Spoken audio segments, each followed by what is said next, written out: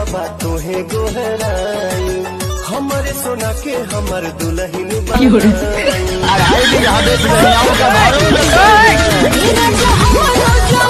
शादी होते होता पछतावा रोज रहता वे गरम तावा पियावा में जाजी नहीं मोर है। अच्छा कोई बात नहीं चलो हमारा में बहुत जोर है हतार तेरा चांदी को जोर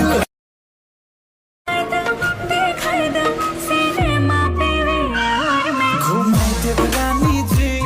तोहरा के काला थार में देखाई देवरानी जी